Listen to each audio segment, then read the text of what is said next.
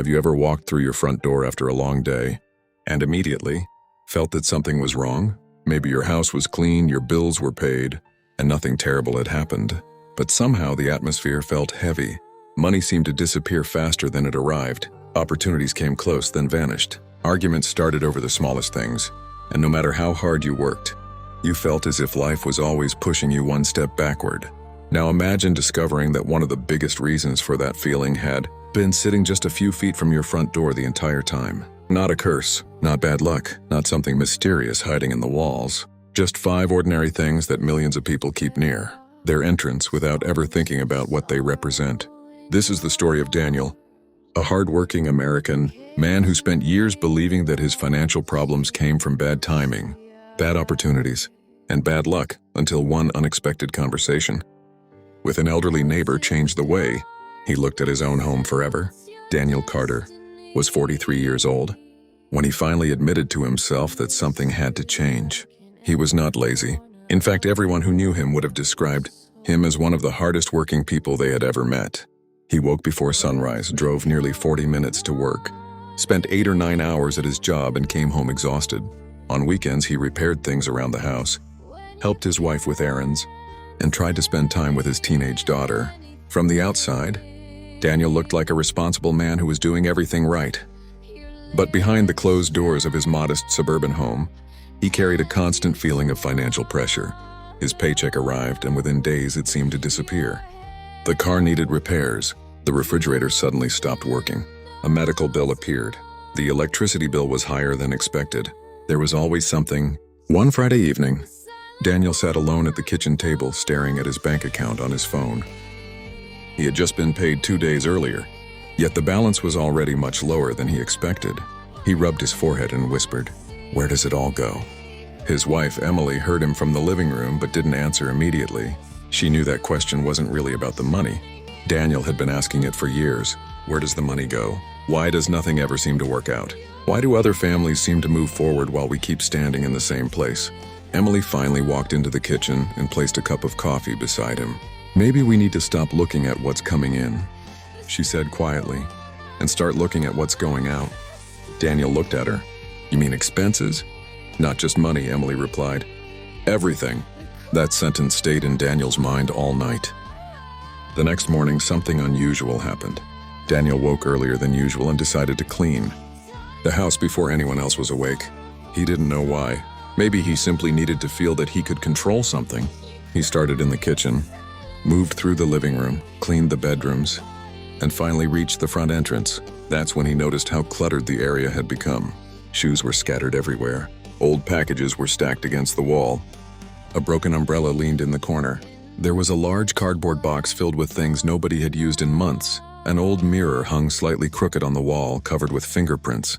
Daniel stood there for several seconds and suddenly realized something strange. Every person entering the house had to walk through this mess. He laughed at himself. Maybe Emily was right. He began moving things. But before he could finish, someone knocked on the door. It was Mrs. Wilson, the elderly woman who lived 3 houses down. She was 78 years old and had lived in the neighborhood for more than 30 years. Daniel had always liked her because she was quiet, polite, and strangely observant. She noticed everything. When someone got a new car, she knew. When a family moved away, she knew. When a neighbor was having a difficult week, somehow she knew that too. Mrs. Wilson looked past Daniel into the entrance. Then she stopped. Her expression changed. "Daniel," she said, "how long has that stuff been sitting there?" Daniel looked behind him. "Some of it? I don't know. Months, I guess." Mrs. Wilson nodded slowly. "Then maybe you should listen to an old woman for 5 minutes." Daniel smiled. "Sure, why?" She pointed toward the entrance. "Because the front door is more important than most people realize." Daniel expected her to talk about security or cleanliness. Instead, she told him something he had never heard before. "Your front door is the first place you see when you leave and the last place you see when you return. In many old traditions, it represents the boundary between the outside world and your home. Whatever you allow to gather there can influence how the space feels, and sometimes how you behave inside it." Daniel raised an eyebrow. "Are you saying my shoes are causing my financial problems?" Mrs. Wilson laughed. "No, I'm saying the shoes may be telling you something." That answer confused him. She stepped inside and looked around carefully. People often think good fortune means something magical will suddenly happen. But sometimes what people call luck begins with something much simpler. Making room for better choices. Daniel said nothing. Mrs. Wilson continued, "Over the years, I've learned that 5 things should never be allowed to take over the area around your front door." Daniel looked at the pile of objects. "What 5 things?" Mrs. Wilson smiled. "That depends on whether you're ready to get rid of them." The first thing she pointed toward was the pile of old shoes. "Broken or unused shoes," she said. "Especially shoes you haven't worn in years." Daniel looked down at them. Some were old work shoes. Others belonged to his daughter when she was younger. One pair was so worn that the sole was beginning to separate. "What's wrong with keeping them?" "Nothing," Mrs. Wilson said, "if you have a place for them. But when the entrance becomes a storage area for things you no longer use, you're constantly telling yourself that you're surrounded by unfinished business." Daniel frowned. She explained that old traditions often connected entrances with movement, transition, and opportunity. Whether or not a person believed in feng shui or symbolic energy, there was a practical truth behind the idea. Clutter creates friction. When the first thing you see is disorder, you begin your day with a tiny signal that says, "Everything is difficult." Daniel looked at the shoes again. He suddenly remembered how often he had rushed out of the house searching for his keys while stepping over them. He picked up the oldest pair. "Okay," he said. "These can go." Mrs. Wilson nodded. "Not because the shoes are cursed, because you're making room." Daniel placed them in a donation box. Then Mrs. Wilson pointed to the second thing, the broken umbrella. "Anything broken that you keep promising yourself you'll repair someday," she said. Daniel laughed. "That umbrella has been there for 2 years." "Exactly." She told him that broken objects near the entrance could become powerful symbols of delay. Every time Daniel walked past that umbrella, his brain received the same message. Not finished, not fixed, not dealt with. He thought about his finances. Not finished, not fixed, not dealt with. He suddenly felt uncomfortable.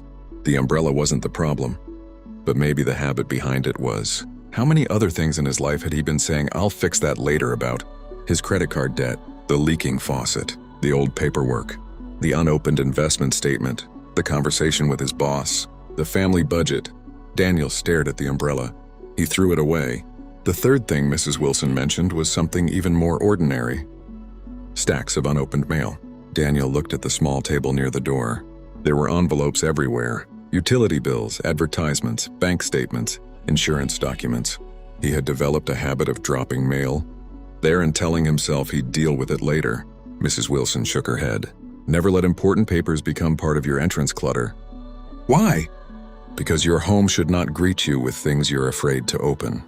Daniel became silent. That sentence hit him harder than anything else. He realized he often avoided looking at his bills because he didn't want to feel stressed. But avoiding them didn't make them disappear. It only made the fear grow. That afternoon, Daniel opened every envelope. Some were advertisements. Some were bills. One was a bank statement. Another contained information about a subscription he had forgotten he was still paying for. By the end of the afternoon, he discovered that he was spending almost $70 every month on services his family barely used. It wasn't a fortune, but it was money. Money that had been quietly leaving his account while he kept asking where his money was going. Daniel canceled the subscriptions. For the first time in months, he felt something he hadn't felt when looking at his bank account. Control. The fourth thing Mrs. Wilson warned him about was a little more surprising. Be careful with mirrors directly facing the front door. Daniel looked at the old mirror hanging opposite the entrance. "Why?" "In traditional symbolism," she explained, "a mirror facing the door is sometimes believed to reflect incoming energy back outside. But even if you don't believe that, think about what a mirror does psychologically." Daniel stared at his reflection. "You walk through the door and immediately see yourself." "Exactly," Mrs. Wilson said. "For some people, that becomes another invitation to criticize themselves. Too tired, too old, not successful enough, not wealthy enough." Daniel understood. He had stood in front of that mirror hundreds of times, usually thinking about what he hadn't accomplished. He had never once thought about what he had survived. He removed the mirror. Emily watched from the hallway. "What are you doing?" "Changing the entrance." She smiled. "About time." The fifth thing was the cardboard box. Daniel had almost forgotten what was inside it. He opened it and discovered old cables, broken electronics, instruction manuals, outdated paperwork.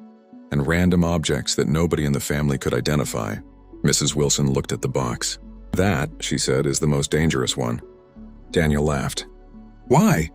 "Because you don't even know why you're keeping it." She explained that unused objects often remain in our homes because we attach imaginary future value to them. Maybe I'll need this. Maybe I'll fix this.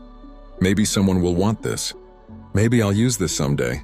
But someday rarely comes, and while we wait for someday, the object takes up space today. Daniel looked inside the box. He realized almost everything in it had been waiting for a future that never arrived. He threw most of it away. By sunset, the entrance looked completely different. There were no piles, no broken umbrella, no mountain of shoes, no unopened mail, no mirror staring back at him. The doorway was clean, open, and simple. Daniel stood there and laughed. "That's it?" Mrs. Wilson smiled. "That's the beginning." Over the next few weeks, something unexpected happened. Daniel didn't suddenly win the lottery. He didn't discover a secret bank account. No mysterious fortune appeared at his doorstep. Instead, his life began changing in small ways. Because the entrance was clean, he started keeping his keys in one place. Because his mail was organized, he started opening bills immediately. Because he had thrown away broken objects, he became more willing to repair other things in his life. Because he stopped avoiding his bank statements, he started tracking his spending. And because he had created a calmer entrance, coming home no longer felt like walking into another list of problems. The first month, Daniel saved $180. The second month, he saved $260. By the third month, he and Emily had created an emergency fund. One evening, Daniel sat at the kitchen table and looked at the numbers. Emily smiled. "You see?" Daniel nodded. "I thought we needed more money. And we needed less waste." That became one of the most important lessons of his life. Months later, Daniel received an unexpected opportunity at work. His company was looking for someone to lead a new project. In the past, Daniel would have immediately thought, "I'm probably not qualified." This time he applied. He got the position. The raise wasn't enormous, but it was enough to change their monthly budget significantly. Daniel remembered Mrs. Wilson's words, "Making room." He finally understood what she meant. Good fortune doesn't always arrive like a miracle. Sometimes you have to create a place for opportunity to land. One Sunday morning, Daniel visited Mrs. Wilson. He brought her a small box of cookies. "I wanted to thank you." She smiled. "For what?" "For the front door." Mrs. Wilson laughed. "I didn't give you money." "No," Daniel said. "You gave me something better." "What?" "You made me notice my life." She looked at him for a moment. Then she said something Daniel would never forget. "Never blame your house for your problems. Your house is simply showing you the habits you've carried inside." Daniel thought about that.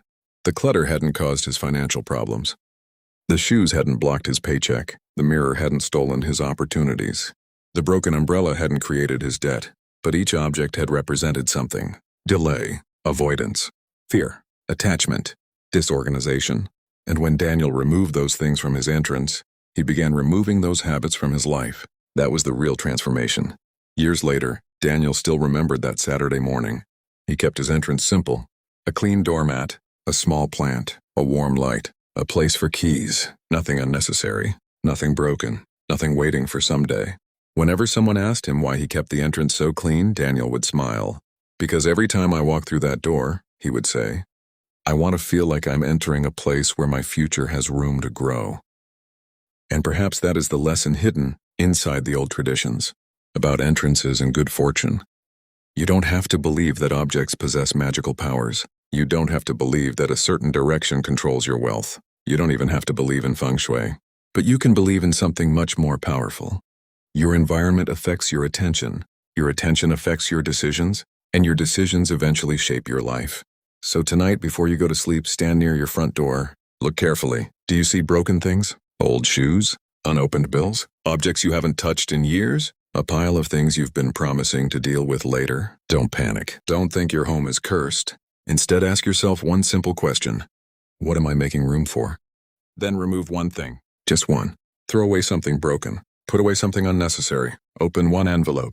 Organize one small corner. Clean the doorway. And as you do it, remember Daniel's story. Because sometimes the first sign that your life is changing isn't money appearing in your hands. Sometimes it's simply the moment you finally decide to stop making space for the things that are holding you back. And when the front door opens tomorrow morning, let it represent something new. Not a promise that wealth will magically appear, but a promise that you are ready to notice opportunities, Make better choices and welcome a better chapter of your life, because your future doesn't need a perfect house.